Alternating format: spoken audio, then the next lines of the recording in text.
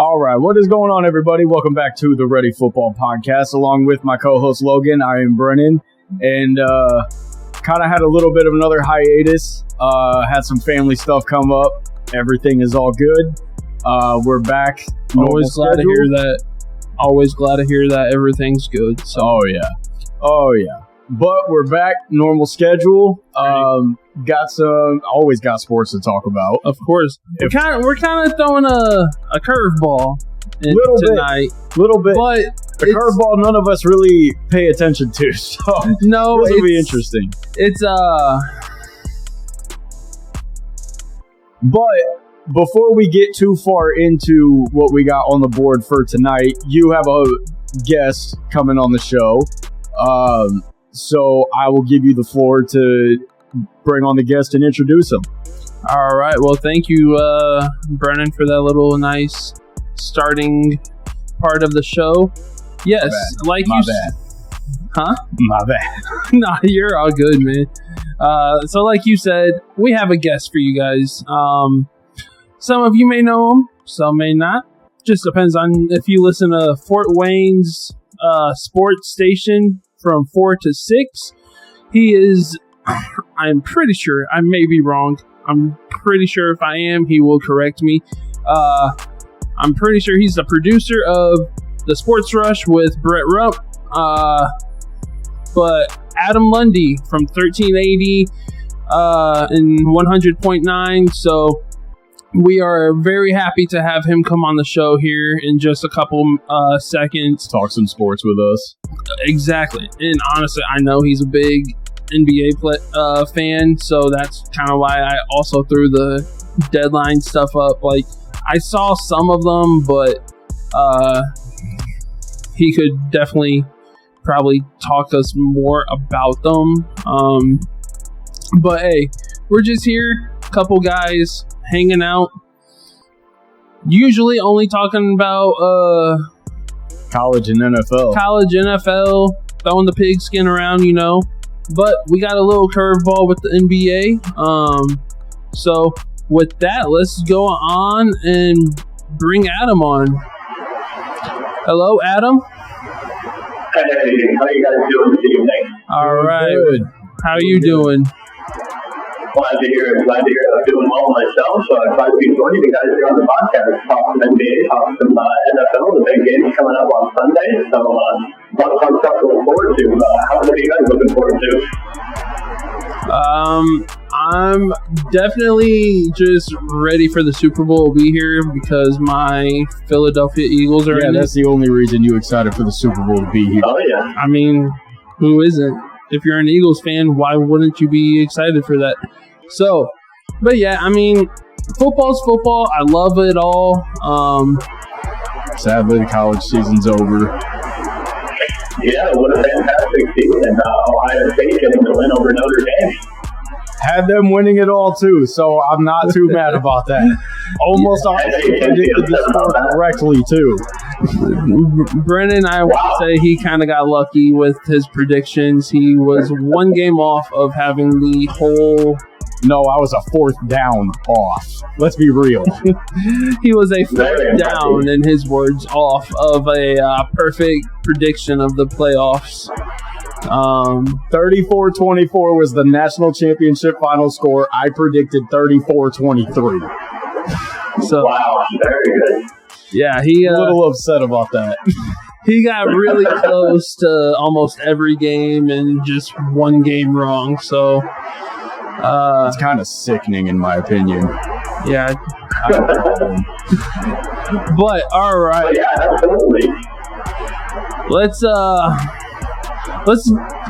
get to know you a little bit, Adam. For some of the people that aren't aware, was I correct? Are you the producer of the Sports Rush? Yes, that is correct. I'm the producer of the Sports Rush with Brett Rupp, which you can hear daily, Monday through Friday on 1380 The Fan, 4 to 6 p.m. You got that right? And yeah, I've been doing that for almost 3 years now. Love to hear it. He must know his sports. I mean, he's on live radio the past 3 years talking. So, yeah. Hey, I'd like to think that I know sports. I know you do a lot of coverage with the Sports Rush. High school sports, you cover the football, the basketball, you help cover Tin Caps, you help cover Purdue Fort Wayne basketball games. What's your favorite part about doing all of those different levels of sports and different teams? Yeah, I guess my favorite part about being the producer of all these and board operator, I would also say of these different sports teams, these local sports teams, is producing the best broadcast possible and trying to create a broadcast that is on the quality of some of these national broadcasts that you hear on national radio and things like that, because these Fort Wayne sports are high quality teams. They're all very good and high quality teams. There's a lot of high level play when you go from high school play all the way up to Purdue Fort Wayne, which is a very quality D1 program. The Fort Wayne Tin Caps, which are just a pinnacle of minor league baseball. You feel like all these teams deserve the best coverage possible. So being a part of that and just being able to bring a quality broadcast to anybody who wants to tune in to listen, that's my favorite part. Now, Brett, my question for you too. Adam. Adam. I was thinking the other name. My bad. My question for you: do you have a certain sport that you enjoy covering more than the others, or do you enjoy them all equally? For me, I'm a big basketball fan, and I know you mentioned we're going to be talking about some of these NBA trades here in a little bit, so that'll be fun to get to. But definitely a big basketball fan. Personally, I like the NBA. I'm a big New York Knicks fan, but I also respect our rivals, the Indiana Pacers. So I'll follow along with what the Pacers do, especially since we're here in Indiana, of course. I'm a big fan of Purdue Fort Wayne basketball. I like following along with both the men's and the women's team. They're both having some fantastic seasons in the Horizon League. Really good stuff. Big basketball fan. And you honestly just kind of dove into my next question too. With as much of a sports background as you have, and how much you talk sports and cover sports, obviously you have to be a sports fan. So I was curious who your sports teams were.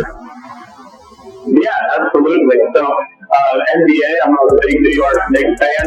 I kind of just picked them when I was coming into the world of basketball, because at the time they were a very bad team. I'm kind of a big fan of underdogs. So I went with the New York Knicks, and now they're third in the East, so not too unhappy there. As far as Major League Baseball goes, I'm a big fan of the Detroit Tigers. I like going up to Comerica Park, taking a Tigers game up there. And the NFL, I'm going to be honest, I kind of just float around. I like seeing what the Colts are up to since we're here in Indiana. But as far as the NFL, I just kind of root for good competitive games to watch on Sunday afternoons, you know what I mean? Oh, definitely. I mean, I can't argue that. I'm kind of the same way. I haven't really had much of an NFL team that I've followed. I've just kind of floated around. And I mean, Logan knows we've talked about the Colts numerous times on this podcast before, and I've had some very strong opinions on what they've done this season, the last couple seasons. Yeah, absolutely. I mean, it's hard not to be disappointed. Oh, yeah, especially when because I also grew up a diehard Colts fan too, so and then honestly kind of stopped watching them after they traded away Manning or they cut Manning. So it was like after he was gone, it was like all of my love for the Colts left. But I mean, honestly, it's like you said, being from Indiana and living in Indiana now, I mean, it's kind of hard not to at least follow what they're doing. I don't at all. I can imagine. You just stick with your ego, huh? I really do. I mean, I have a couple other players on different teams that I like all the way back to when he was in college. I was a huge Baker Mayfield fan. I've been following his career from Cleveland to the Rams to Bucks to Carolina for a little bit. And there's more players here and there, but yeah, I'm most definitely a diehard Eagle, and I have my occasional players. Like Tebow was in the league. I was a big Tebow fan. Obviously, almost everyone was. I followed the Cardinals pretty hard when they had Larry Fitzgerald. I mean, also especially because I also used to live in Phoenix too, so they were like down the street. Really, I was really happy when they drafted Marvin Harrison Jr. and that was huge. Oh, watching him team up with Kyler this year, I think they're going to be a really nasty duo. I agree, absolutely. They have a bright future ahead in Arizona. I also got to give some love to the Detroit Lions up north there, Jerry Goff. They had a good season, but J&J has certainly got the best of in that opening round playoff game. Oh, 100%. I mean, I used to watch the Lions pretty closely too, and they took probably 30 years off of my life during that time span. I mean, Logan knows the Aaron Rodgers Hail Mary a couple years ago. I'm pretty sure a piece of me died that night. I'm not gonna lie. Fair enough. But all right, I know Adam's kind of like itching for the NBA, so let's go ahead and jump in with the NBA trades. I think you got to start with the big one, man. Man, I mean, how can you not? Yeah, so thoughts on Luka becoming a Laker, AD becoming a Mav, and Jalen Zafino going to Utah. And Max Christie. Well, I mean, you just broke down the biggest part of the trade right there. Jalen Zafino going to the Utah Jazz. That's the big news out of all of this. But no. Definitely. It's, I think the thing about this move is that it's caught everybody so off guard. And I know there's a lot of talk about, is this the biggest trade in NBA history? I don't know if I'm ready to call it that, but I am ready to call it the most caught off guard I've been by an NBA trade in my lifetime watching the NBA. For me, this is an interesting move for both sides because the way this is marketed as Anthony Davis going to the Mavericks and being a win-now situation, me personally, I don't see that. I think if Dallas wants to be a win-now team that relies on defense, that's certainly possible, that you trade away your franchise player. This is, to me, it's more than a basketball move. You're trading away a cornerstone of your franchise. And I think if you ask almost any executive in the league, would you trade away a player that means this much to your franchise, to your fan base? They would say no. So it just leads to a lot of questions. What led the Mavs GM to want to do this? Did it really not believe in him that much? Was he really kind of out of shape? Did it really think that he's going to be that dangerous of a player? Because if he's not, if he lives up to the player that we've seen him be at his best, then the Los Angeles Lakers got their cornerstone player for their franchise for the next 7 to 10 years. And they give it up for a 31-year-old Anthony Davis, who we already know from experience has not been able to get it together for a consistent basis. I know he had a good season last season, he kept it healthy, but it's just a lot of questions with Anthony Davis. So to me, I think the Lakers come out on the good side of this trade because in the long run, you have your cornerstone franchise. I mean, you have the cornerstone of your franchise for the next 7 to 10 years. So, I mean, it's absolutely huge and definitely just the most caught off guard I've been by an NBA trade this season. I mean, not just this season. I mean, just watching the NBA in general. And that's the other thing I've seen too is a lot of people, especially on Twitter or X or whatever you want to call it. I mean, I've seen a lot of people saying the Lakers getting Luka was a lot of preparing for the future without LeBron. Well, and I'm seeing a lot of stuff. Mark Cuban didn't know anything about Jason Kidd didn't know anything about it. No one knew. Yeah, nobody knew anything about this. You know the most wild thing about this to me? Now that Luka has been traded, he's now ineligible for a $345 million super contract. Yep. Loses out on about $140 million. I mean, I've got a lot of strong opinions on this. To me, this is a bad move. Granted, that's not to say Anthony Davis is a scrub by any means, but this is a bad move by the Mavs. You ask my opinion, I think this is the worst trade in the history of sports. I mean, wow, yeah. Luka's got pretty much every accolade except an MVP and a championship. Let's be honest. Sure. And he's 25 years old. He's your franchise player. He just took you to the finals. Yeah. And then you trade him away. That is your franchise player. That's the player you've been building your roster around. And then the year after going to the finals, he gets the boot. To me, it makes zero sense at all. I think that's kind of what everyone's saying. I mean, honestly, yeah. And rightfully so. I see no... To me, it shows... To me, it just further shows that it doesn't matter who you are on the roster, from being in the 6-man rotation to being in the 7th-man rotation, 8-man, whatever, to all the way to being a franchise player. Front office will trade you overnight with no warning.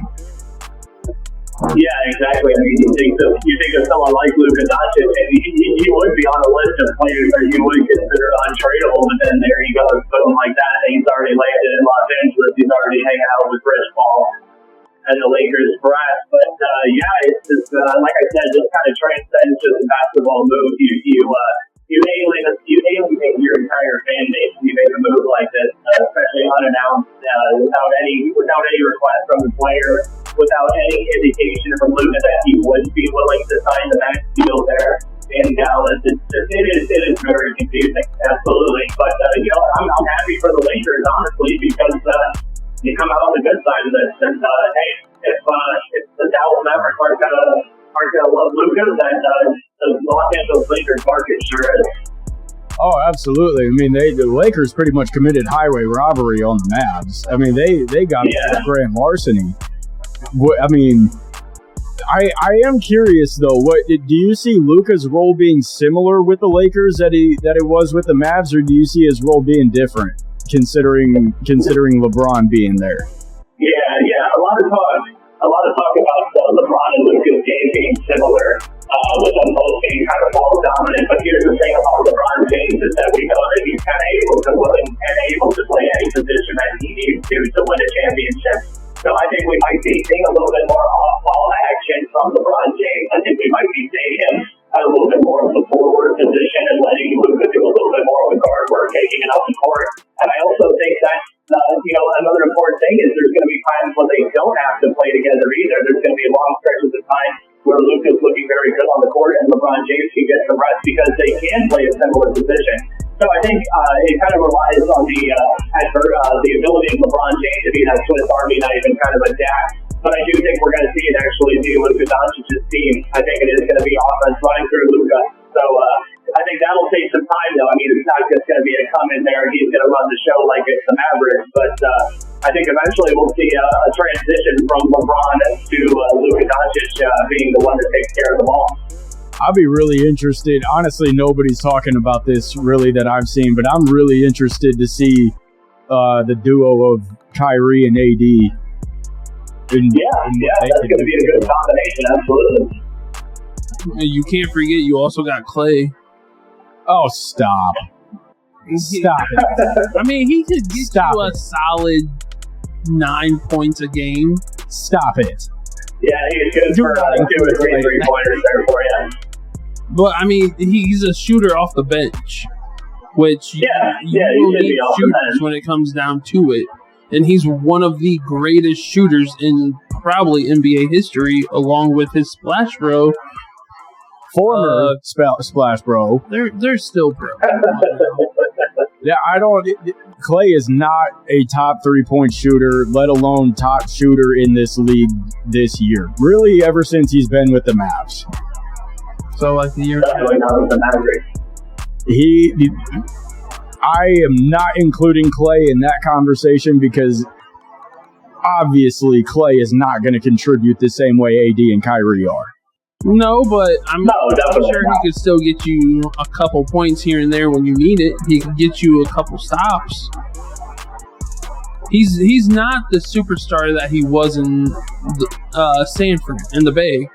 And I know that because if I had to say, I'm a Warriors and a Heat fan in the NBA. And I can speak personally to Klay Thompson this season. I actually drafted him late in my NBA fantasy league this season, and he did not perform. He had a couple nights where he looked like he would play, and he made 5 or 6, 7 3-pointers, but most of the time, like he said, he's only good for maybe 9 points or so.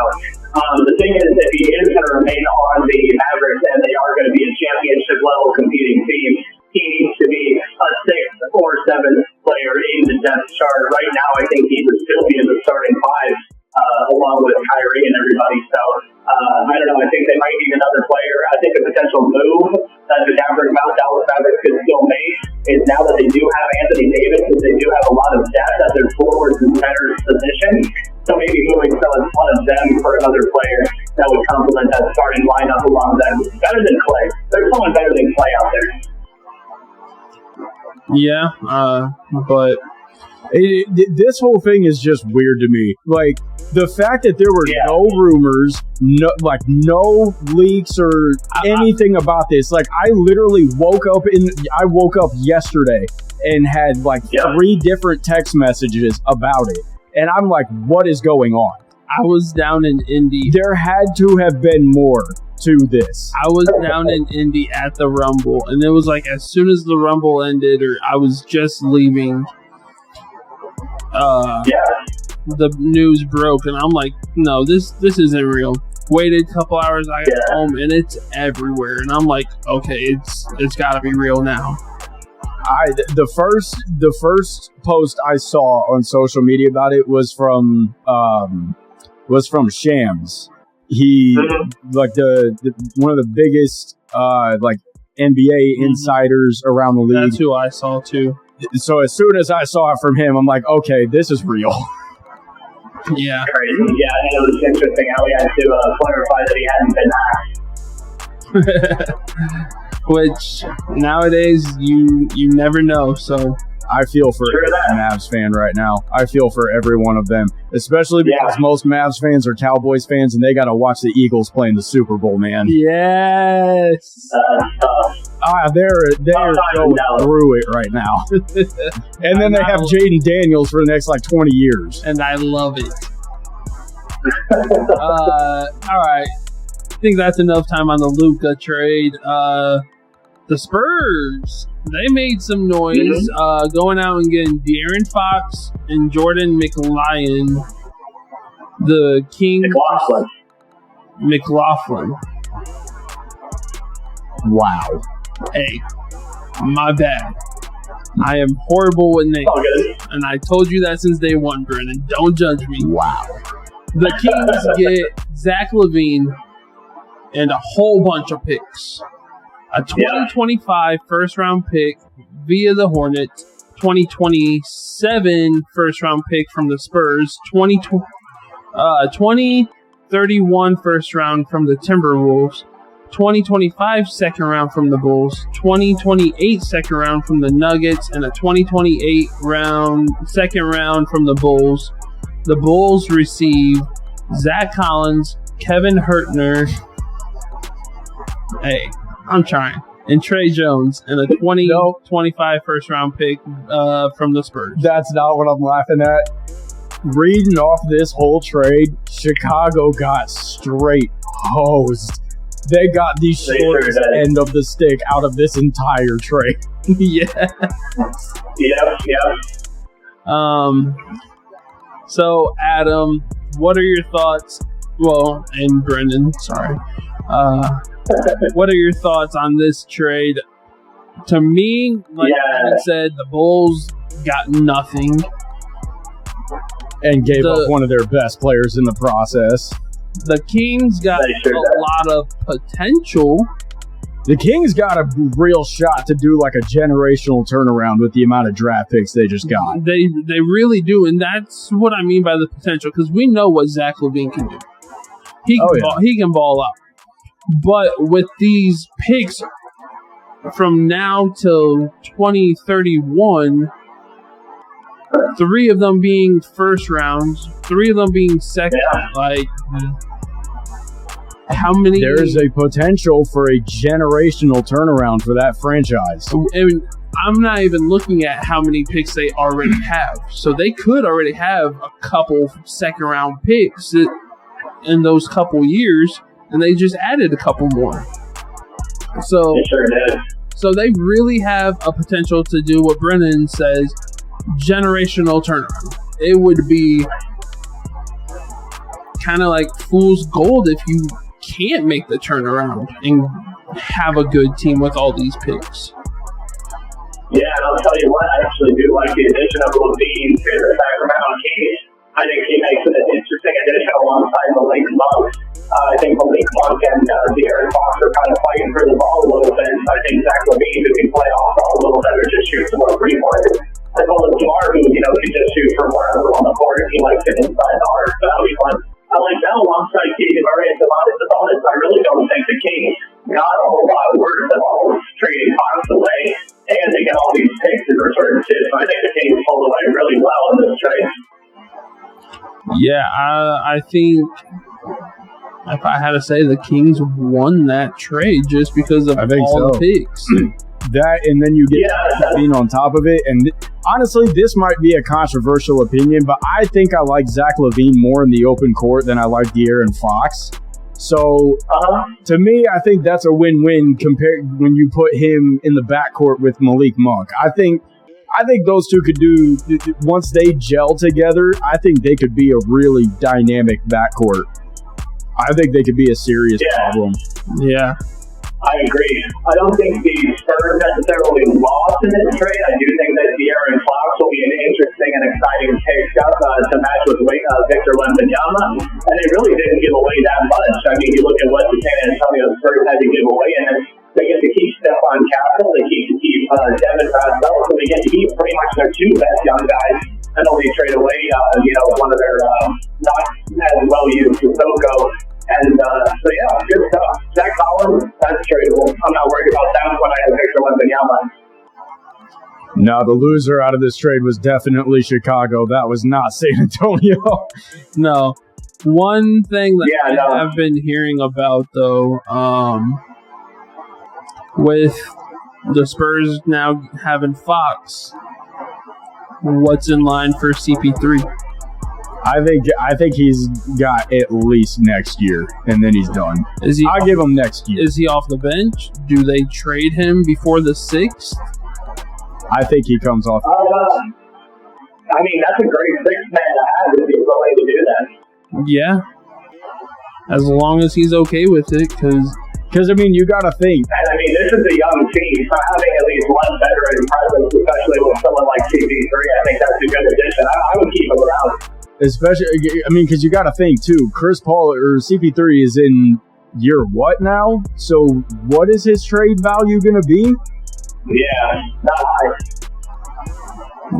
Yeah, but sticks and stones? Hey, you never know. No one thought Luka would get traded. No. Anything can happen in sports. We all know that. Yeah. Sure that. So... I do think De'Aaron Fox being there is going to be big for Wemby. I think that's going to be that's going to open up the court a lot more, and because De'Aaron Fox is going to attract a lot of attention naturally with the ball, which is going to open up the post and the paint a lot more for Wemby.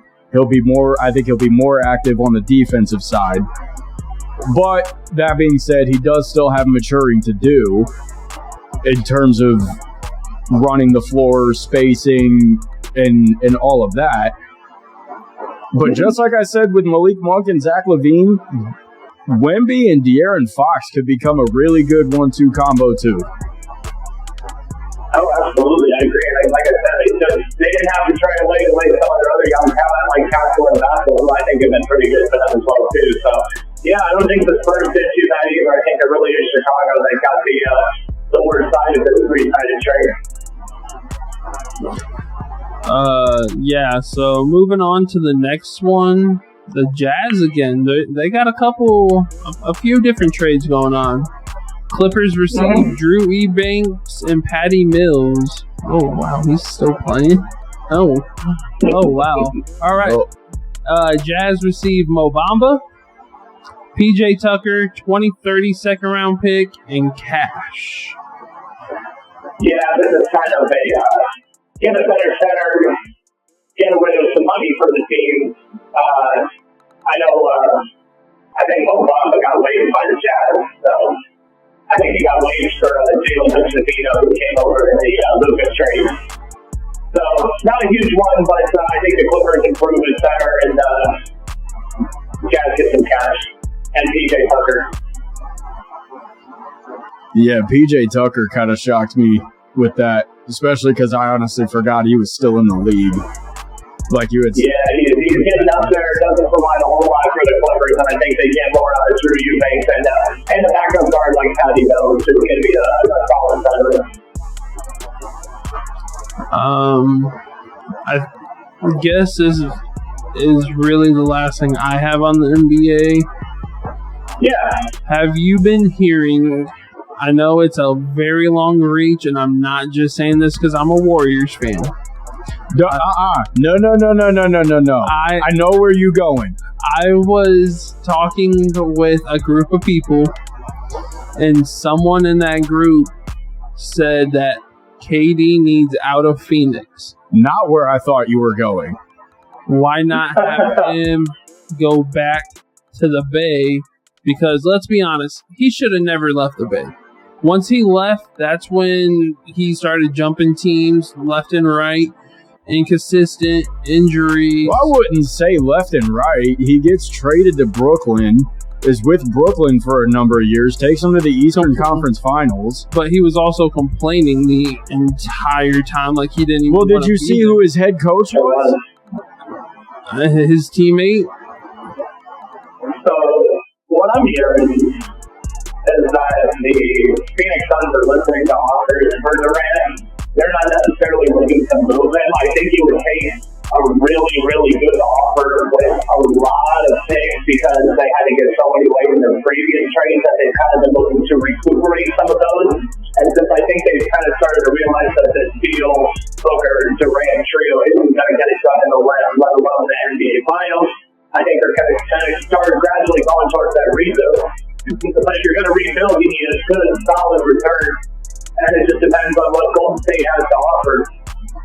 The interesting thing I've been seeing is that if Golden State wants to pursue Durant, they also have interest in pursuing LeBron James to trio. So you get the trio of Curry, Durant, and James. The thing is, I've seen James is now committed to sticking with the Lakers past this season's trade deadline. So it has to be something in the summertime. Yeah, I don't see LeBron leaving the Lakers, especially if his son is on the team. I don't see LeBron leaving them unless he retires. But hot take. Where I thought you were, hold on. No, me first. I really, when you brought up the Warriors conversation, I really thought, because I seen something on Twitter earlier today that they were showing interest in Giannis. I did not see that. That's where I thought. Yeah, I didn't see that. I did not see that. Interesting. Hot take, though. Now, what I did see that Jimmy Butler is not interested in signing with the Warriors, but they're still trying to maybe get something done. I would like to see that. I don't know how it would go, honestly. But hot take. LeBron signs with the Warriors. KD goes to the Warriors. Warriors pay the Lakers some cash for Bronny since he's on the G League team. You got Curry, Bronny, LeBron, KD, and whatever big men that they have. I think it'd be Trey Jackson Davis, huh?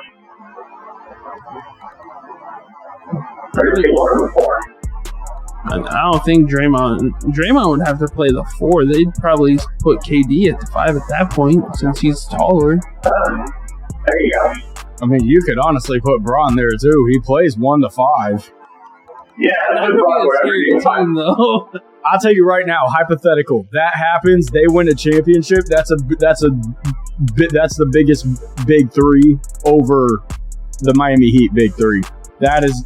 Even with Bron, at his age that he's at now, and KD and Steph where they're at in their careers, that's a better big 3 than the Miami Heat big 3. Miami Heat big 3, KD, Clay, Curry. Honestly, better than Clay, Steph, and Draymond, who went to 4 titles. or who won 4 times. Yeah. I don't know. Interesting stuff in a sport that we typically don't cover. So we're just getting all your guys' feathers wound Don't watch up. it, but shockingly have some knowledge on it. So that wraps up the NBA portion. Let's get into the NFL. I know you and me have been dying to talk football past couple weeks since we had to take a couple hiatuses and we just couldn't get back into the groove. So, hey, we just got one game left. And I don't give a single care in the world about it. You're not excited? Not even a little bit. I do not care to see Patrick Mahomes in another Super Bowl. I'm going to be honest. It's a dynasty. You have to appreciate the dynasty. They've got a lot of help from the refs, in my opinion. I was pulling for Detroit in the playoffs, and then once they lost to the Commanders, I kind of stopped watching it, and then Buffalo kind of became my team that I was supporting, and then they lost to Kansas City, so I don't really care anymore. What is kind of funny, though, this quote-unquote dynasty, they're saying it started a couple years ago when they beat us, because that's what started this 3P possible. You could honestly call it a dynasty before that. They've gone to how many straight AFC championships? You could, but they're saying off of the Super Bowls, they beat us, they won last year, they could get 3P against us, or we could end their 3P, and it all started with us a couple years ago, where we should have won, but a flag helped the Kansas City Chiefs out. Yeah, they really do get a lot of ref help. They sure do, but you know what they say. I've been hearing all this talk about the star players get the star calls. I mean, I somewhat get it, but at the same time, you just want to see it all called equally. Yeah. So we'll start with the Pro Bowl. I didn't really watch any of it. I watched the dodgeball game. I didn't even see that. I saw Kittle saying, the 5 Ds of dodgeball. That was funny. Yeah. But I saw some stuff online. Looked like there were some decent moments. I'm pretty sure I saw a young Peyton Manning's son throwing dots on the field. To Jamar Chase. His mechanics look good. That goal line fade did not look bad. No, and this is coming from a former quarterback coach. That kid... And he's like, what, 13, 14? He did not look very old in the video. I don't even think that, dude. He may be a bigger noise coming up than Arch was. One thing I do have to say, though, granted, I really have not paid much attention to the Pro Bowl the last couple of years. No. Did they stop doing an actual Pro Bowl game? Yeah, it's a flag game now. Yeah, I thought so. Yep, it's a flag game now. That's... It was the final score 76 to 63. Yeah. Yeah. When did they stop doing an actual game? A couple years ago. A couple years ago, yeah. There's honestly not long before the NBA All-Star Weekend follows suit. Yeah. Flag basketball. What was that, Adam? I was just saying they're going to play flag basketball. Oh, 100%. Hey, I didn't watch that. That'd be kind of interesting. I mean, the dunk contest has run its course. The three-point contest is really about the only thing that's good anymore still. And even that's, in my opinion, kind of going on the decline. The All-Star game really isn't anything anymore either. So I see what the NFL is doing with the Pro Bowl and all the mini games that they have with it and everything, but I mean, Pro Bowl weekend is Pro Bowl weekend. Like, I'm not gonna lie. Did you see anything on that boom hit challenge that they had? So they had like a tackling dummy on like a conveyor or whatever, rolling down, and people were hitting it, and they were getting scores for like the punching bag game. and it got Micah Parsons hype. Like, this dude was jumping up and down. I don't even know who I watched hit this bag, but they like slowed it down. You saw the impact of him on the bag, and it was just like, I could be down to watching this next year if they have it again. Like, and there were a couple things, like the QB throwing challenge. That was pretty decent. Sam Darnold actually threw some dots. Where was that in the playoffs? I don't know. It was there in the regular season. So Super Bowl, who do you guys think is going to win? Honest opinion, I think it's Philly, and that not just because I don't want to see Kansas City win another one or anything, but I really do think it'll be Philly. I think, especially the last time they played in the Super Bowl, they faced Kansas City and lost that. Jalen Hurts, I saw on SportsCenter last night, his lock screen is him walking through the red and yellow confetti at the Super Bowl. It's been like that since we lost. I think Eagles got a lot more motivation on this one than Kansas City does. Granted, Kansas City has more on the line. I, as an Eagle fan, have a lot in my pocket, so I will go last. Adam, when he is done, let's hear your opinion. And I got some conspiracies for you guys. I think it will be Philly. I think Philly's offensive line matches up with Kansas City's defensive line really well. And then when you add Saquon Barkley, who just won the MVP, in your backfield, I don't think he actually won it yet. Like, a lot of people are still saying Josh Allen's going to get it. I don't. Yeah. But honest opinion, I do think Philly takes this one back. I think this is a revenge game for them from the last Super Bowl a couple years ago. I think they've got a lot more motivation coming into it, especially being the same team they faced. So my money is on Philly. I'm going to say Philly wins by at least 7. All right, yeah. Adam, you got to line that up kind of hard. No, you're good. You know what? I think this is going to come down to Philadelphia's defense and Fangio. I think it'll be interesting to see what Fangio does against Patrick Mahomes and the Chiefs in this game. I think we're going to see some zone coverage from Fangio and a 4-man pass rush kind of type of vibes from Fangio coming into the defense from this one. I guess it's going to be a matter of how effective is Patrick Mahomes going to be against that is probably going to try to blitz. I think that's going to be interesting to see how many times they try to blitz Patrick Mahomes. But I'm putting a lot of this up to the Eagles defense and their ability to stop Patrick Mahomes and give Jalen Hurts enough time on the field to do what he needs to do to get their offense going. You know what? Just from what I've seen from the Chiefs in their past games, I think this is going to be a close game. I think I'm looking at maybe like a 31-28 type of score or something like that.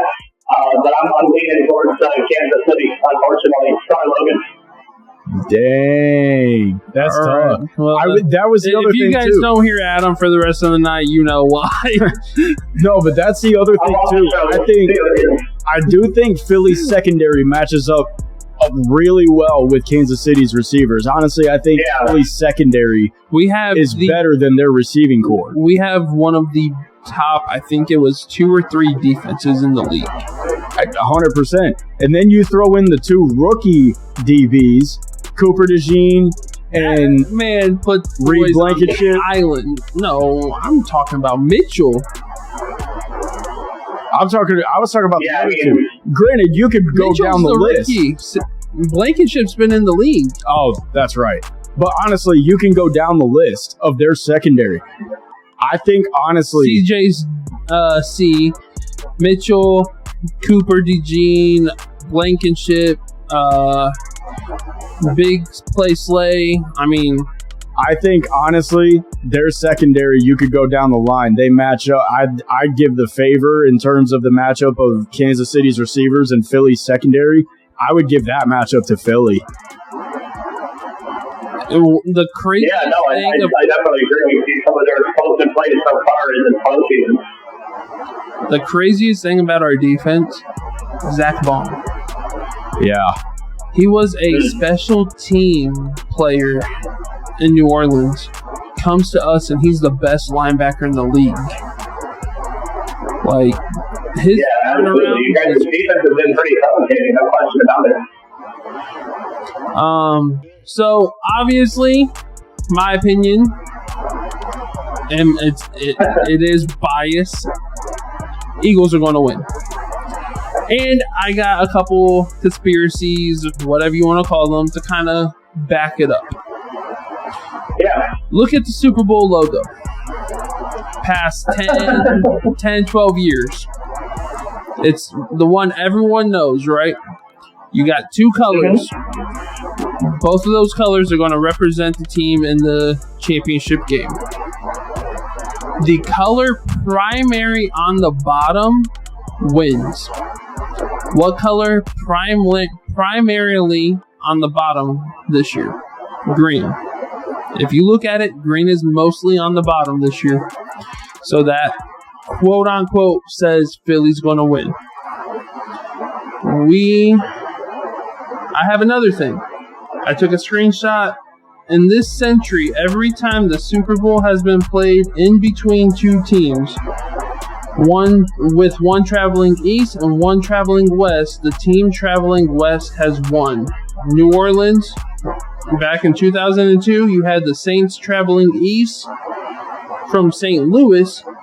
They lost to the New England Patriots, who were traveling west. 2003,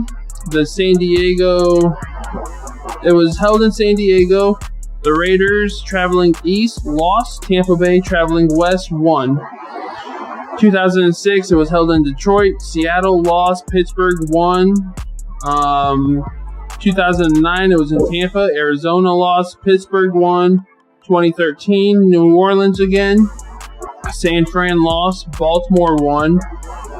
Which, that game, I'm pretty sure, aligns with something else I have. So I'll just spill that one right now.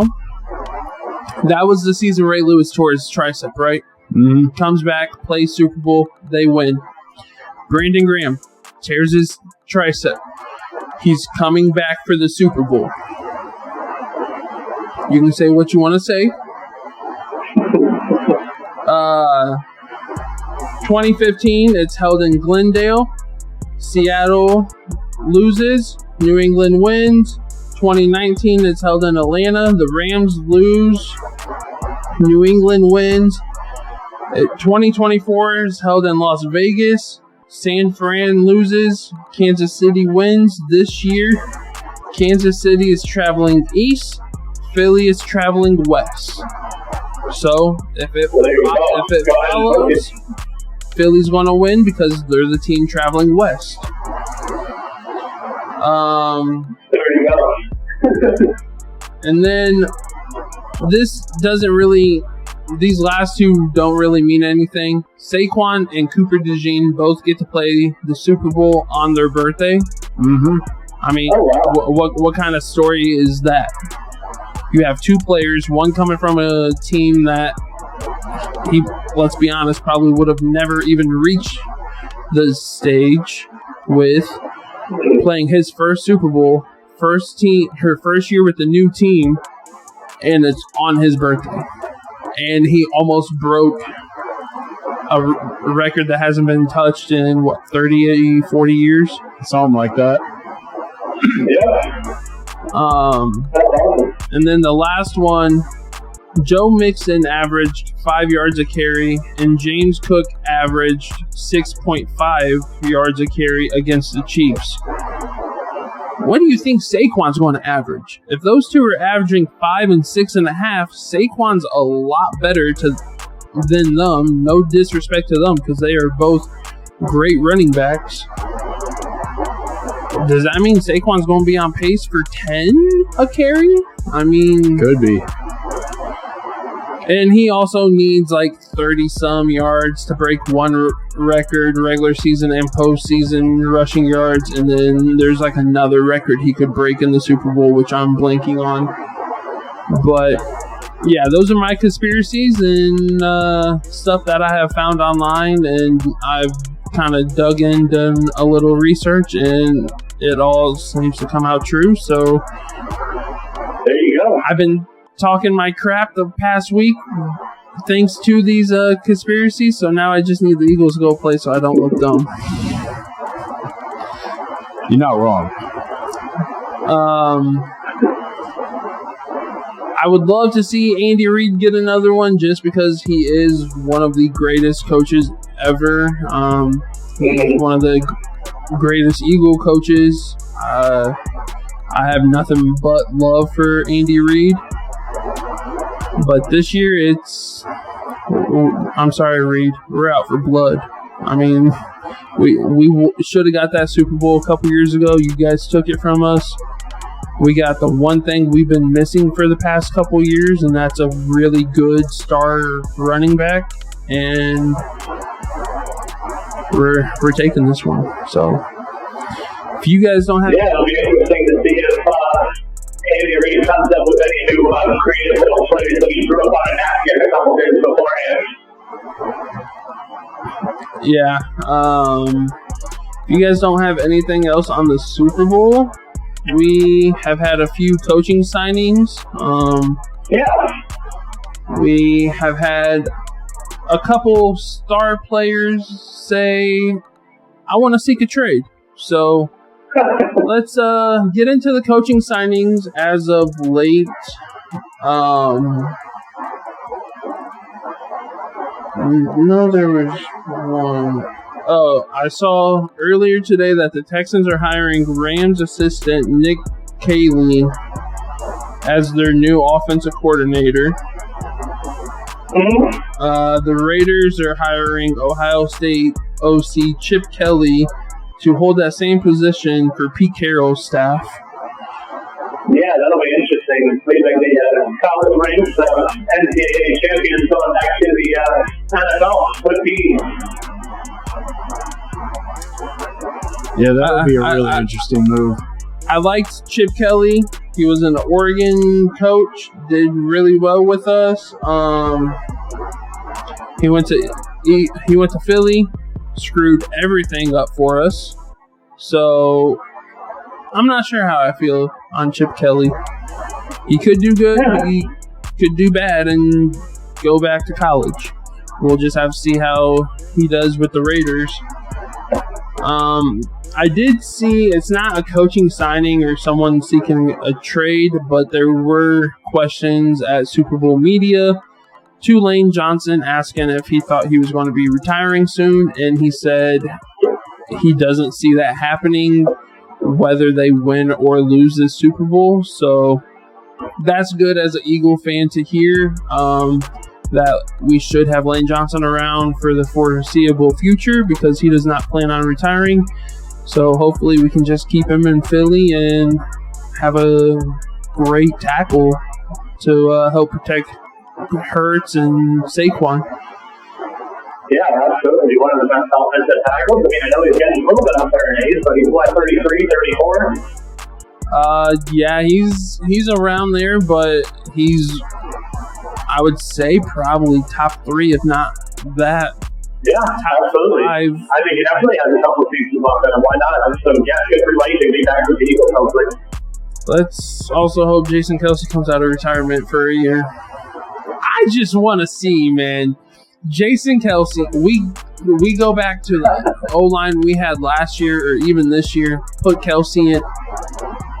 I want to say I guarantee Saquon breaking the rushing record. He's not coming out of retirement. I know he's not. No, I don't see that either. He shouldn't have retired. He still had a couple years in him. If you guys can't tell, I'm still hurt about that retirement. Mm-hmm. Too much podcast money to come back into the game. Yeah, I know. The Jets did agree to terms last week with Steve Wilks to become their new defense coordinator. Yeah. And the Bears did hire former Saints and Raiders head coach Dennis Allen for their defense coordinator. I'm not sure how that's going to go, but It should be interesting. I think it'll be an interesting addition alongside Ben Johnson. I'm more interested in the Ben Johnson side of things with the Bears. Yeah. Granted, it's the Bears. They're poverty no matter what. Yeah, you don't think Ben Johnson's going to be the one that pulls out the poverty? And I thought I had a couple more, but I am not seeing them written down or screenshots. So I think that's the latest coaching signings, unless you have any that I missed, Adam. No, I think so. I think that was it.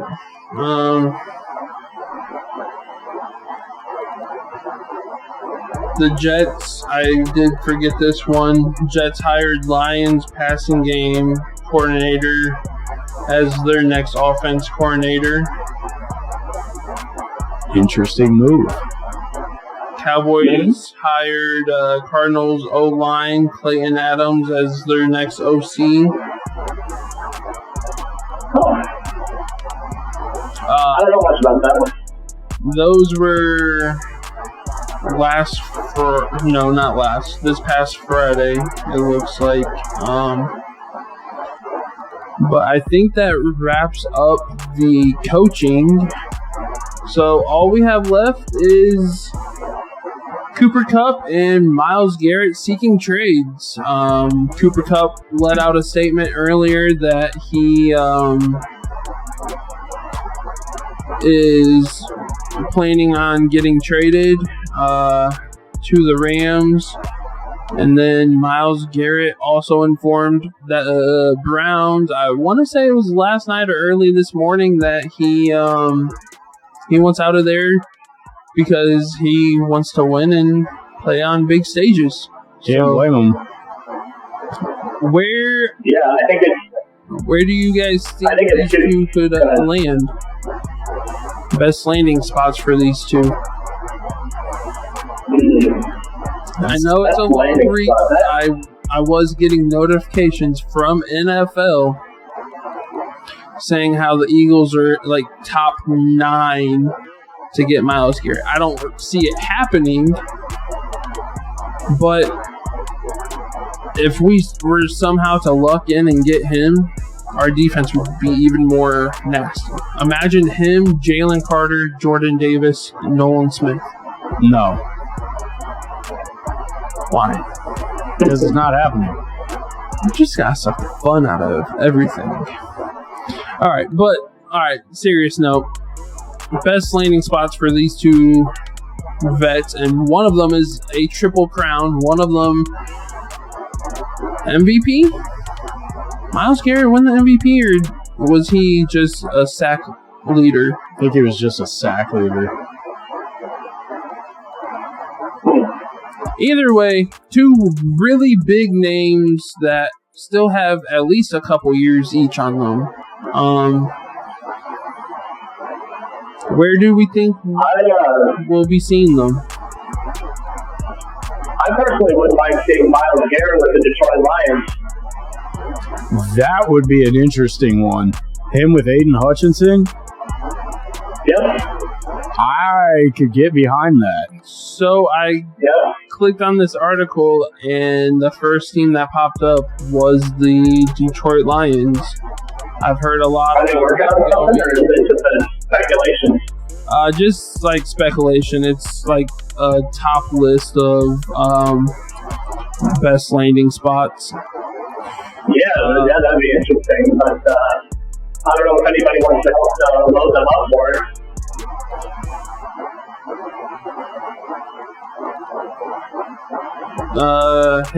Garrett's current contract is paying him a base salary of just over $1.25 million and $1.3 million over the next 2 seasons, and carries a cap hit of $19.7 million and a $20.3 million. And the Lions have roughly, I guess, about $46.5 million in available space this offseason. So it does seem kind of likely that they could do it, but they probably would not be able to get any other big ones unless they restructured right away or something. I have been hearing a lot of things of him possibly going to the Commanders, and I just really, really, really do not want that. Another target for Jake. No, you don't want to see him teamed up with Daniels. He's a not on the same side of the ball, but you know what I mean. Yeah. You both said something about Daniels. Another team they have is the Raiders, the Bengals, the Patriots, and that rounds up the top landing spots for Myles Garrett. If he wants to win and he wants to play on big stages, it won't be with New England. No. I would say out of the Lions, Commanders. Who else? I'm thinking one of those two. What'd you say, Adam? I was just saying, I think either the Commanders or the Lions. I think those would be one of the teams, especially since he made a statement about wanting to compete for the Super Bowl. I mean, depending on what the Bengals do, they were on the list. He could go there and just be on the Browns 2 times a year. So, pretty much. Speaking of the Bengals, I've seen Cincinnati listed as one of the top landing spots for Cooper Kupp. He'd be a target there for Joe Burrow. That would kind of be nasty, him and Chase. I could also see like an Arizona fit too. Yeah, him and Kyler, Him in the slot with Marvin Harrison Jr., I don't think that would be bad at all. No, yeah. Especially given with how Arizona's offense is. I mean, I think that's an offense that Cooper Kupp could thrive in, especially with Kyler's ability to roll the pocket and everything like that. I mean, really, I don't see it being any different than him already being with LA and the offense that he's in with them. Yeah. So honestly, I could see Arizona utilizing him the same way that LA has been. I did find a list of potential landing spots for Cooper Kupp. Starts off with the Steelers, the Cowboys, the Ravens, the Broncos, the Bills. He better not. Broncos is interesting there with Bone there. That's what I was just thinking. Give him a target. And then he'd also be on the other side of Portland Sutton. Yeah, I'll just like that. That could be good. I mean, he could even fit in with the Ravens. Zay Jones, Bateman, Zay Flowers. I think the thing with Kupp is you have to find the teams that want to pay him, because I think the part of the Ravens are looking to trade him is that the Ravens don't want to pay him. Which I get it with his age, but and his injury. Yeah, but he still produces. Oh, 100%. So yeah, it just makes you wonder if he might want to go to more of a contender that's more of a win-now team. Rams just got to come to Philly and play in the slot. No, you do not get every trade and every free agent. This is not how this works. Oh, it's not like the NBA? Dang. But honestly, if you're in the Rams front office, you honestly have to leverage his trade value to your advantage. Because, I mean, you're essentially looking to trade away Matthew Stafford's top target. So I would say probably Puka. Puka now, yes. But since Matthew Stafford has been there, it's been Cooper Kupp. They haven't had anyone until they got Puka, besides Cooper Kupp. Well, they had people when they went to the Super Bowl. A washed-up Odell. Who else? Robert Woods. I'll give you that one. Higsby. He hasn't really done anything lately. Tyler Higbee. He hasn't really done anything that I'm aware of lately. I'm talking just from that Super Bowl.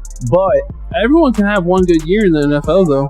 With Cooper Kupp, like you said, he's a Triple Crown winner, and they're essentially trading away Matthew Stafford's top target in the last couple years. So they really need to leverage their trade value leverage his trade value to their advantage and not do what Dallas did. And he can make really good sideline catches. The Rams need to understand what his trade value is and try to get the most out of it and not just look to trade him. In my opinion. Yeah. I wouldn't mind seeing him with TJ Stroud. Houston. That, him and Nico Collins, Stephon Diggs. They'll come back. That would actually be nasty. I feel like that's too many receivers, though. Could be. Yeah, I like these. But that would arguably be the best receiving core in the league. And they might end up giving one back if it's trade. Yeah, true. They probably give up. Probably Tank Dell. Either him or, even though they just got him, Diggs. They won't trade Diggs. They're not trading Nico. I don't know, Diggs is even worse. They're not trading Nico. I think they would trade Tank Dell out of all of them. But with him being injured, 2025. Yeah, you got to sell him on the fact that he'll be good later. Cooper's supposed to have a $29.8 million hit in the cap 2025. 2026, it goes down just a little to $27.3 million. It'll be interesting. Honestly, they could fit anywhere. Yeah, either one of these guys can almost go anywhere and be a good fit. They both want to be playing for contenders. So, which them being in their late ages of their career, I get it. I mean, back in the day, people would have had a heyday with it, like LeBron going to the Heat. And all like the NBA players saying, hey, "No, I don't want to play here. I want to go here." Mm-hmm. Everyone hated that because teams were losing the leverage to the superstars, and now we live in a world where the superstars can basically make whatever calls that they want. Mm-hmm. So it'll be interesting to see where they want to go, where they end up going.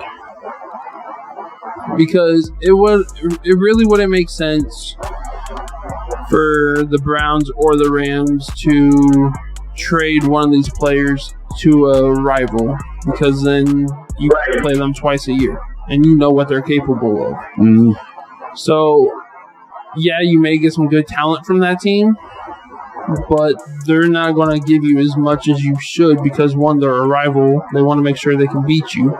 And two, you don't want to help a rival out. No.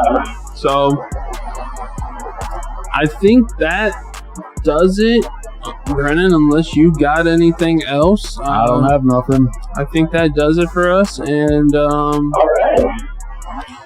You are definitely more than welcome to come back anytime you would like, Adam. Just let us know. We can get you penciled in. And everyone will have this posted online on YouTube, hopefully within a couple days, by the end of the week at the latest. And go follow all the social media. Go follow Adam on Twitter, Adam Sports Radio, I believe it is. So yep, you got it on Twitter. So let's go ahead, show some love to each other. Follow Ready Tune Football into the Sports Rush, and go ahead and follow Adam. Follow Sports Rush because they have good content. They do time travel or time trivia Tuesdays where you can play trivia against them and you win or lose, and you usually get a surprise of some sort. So, they give out tickets here and there. So definitely just go ahead, listen to them. And Adam, if you want to say something about the show really quick, I know we kind of mentioned the time frame and whatnot, but if you just want to run over that one more time, and we'll do a wrap up, and we'll be out of here. All great. Yeah, totally. I'm the producer of the Sports Rush with Brett Run, which you hear on 1380 The Fan, which is the AM, and it's also on 100.9 FM. Weekdays 4 to 6. You can also check out online at 1380thefan.com. Thanks for having me, guys. Of course. Thank you, Adam. We'll be in touch. Absolutely. Thanks for coming on, man.